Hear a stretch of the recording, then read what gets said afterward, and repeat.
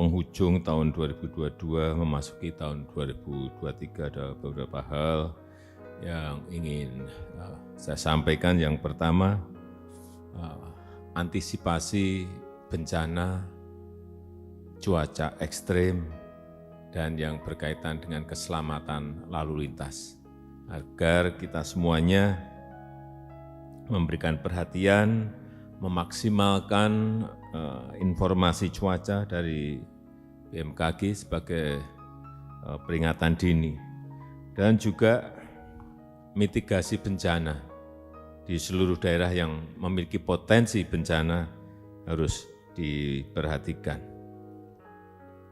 dan memastikan negara betul-betul hadir, segerakan bantuan kemanusiaan, dan juga segerakan rekonstruksi bangunan yang terdampak gempa maupun bencana lainnya apabila memang keadaan sudah memungkinkan untuk segera dimulai.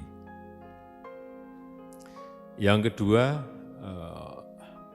mengenai kondisi perekonomian tahun 2023. Sekali lagi kita harus tetap hati-hati dan waspada yang berkaitan dengan krisis keuangan, ekspor yang menurun, kemungkinan ekspor yang menurun, kemudian juga krisis pangan, hati-hati mengenai ini, karena nanti bisa larinya pada masalah sosial dan politik, sehingga utamanya yang berkaitan dengan beras betul-betul hitungannya itu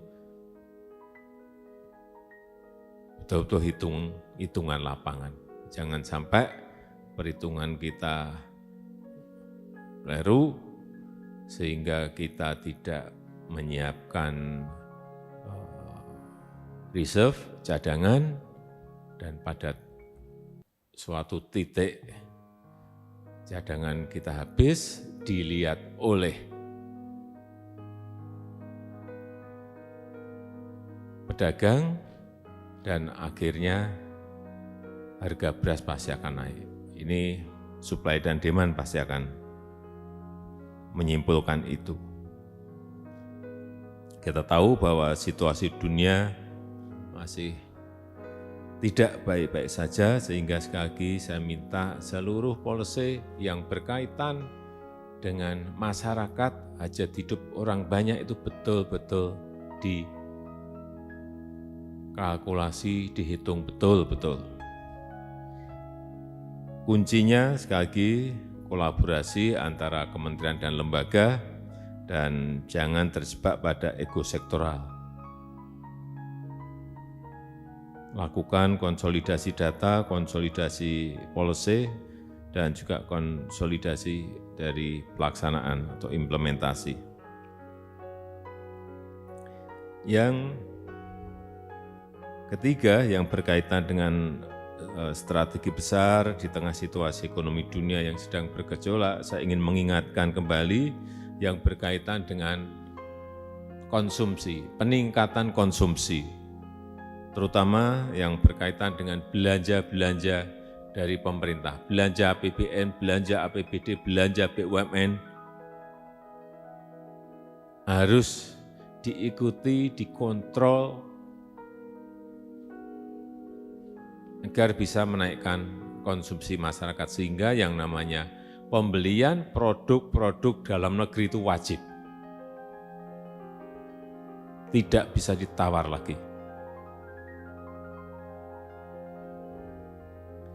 Kemudian di awal-awal tahun ini biasanya yang memulai pasti, yang mendahului pasti Kementerian PU. Saya minta kementerian lain juga melakukan hal yang sama. Belanja modal, belanja sosial segera direalisasikan di awal-awal tahun dan dikawal secara detail. Jangan terjebak pada rutinitas. Yang kedua, belanja. Kemudian yang kedua yang berkaitan dengan inflasi.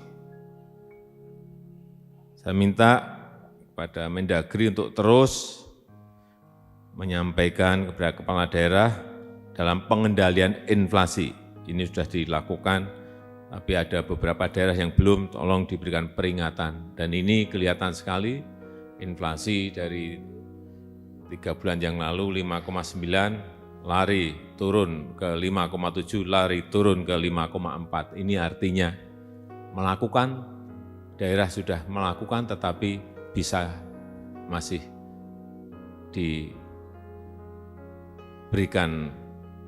peringatan lagi agar semua melakukan, dan saya lihat nanti akan turun dan turun lagi.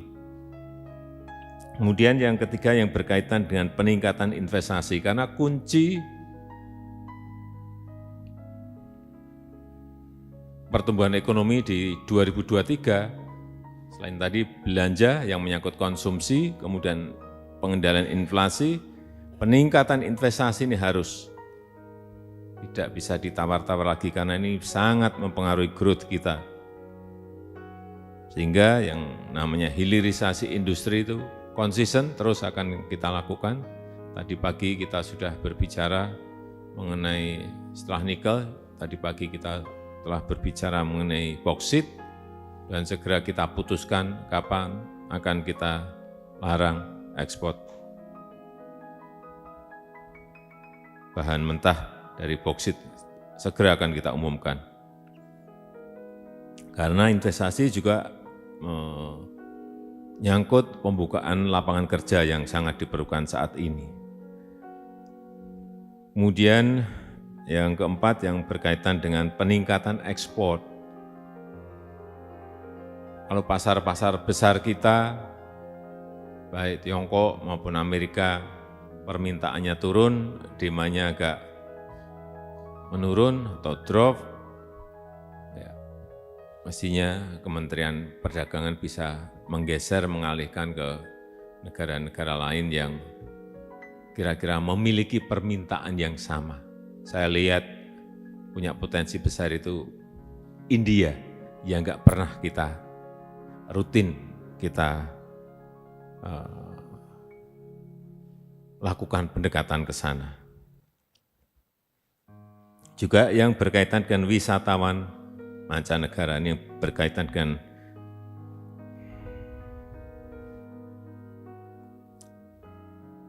kunjungan wisatawan asing ini penting sekali, utamanya untuk destinasi prioritas di Labuan Bajo, di Mandalika, di Borobudur yang harus terus kita dorong.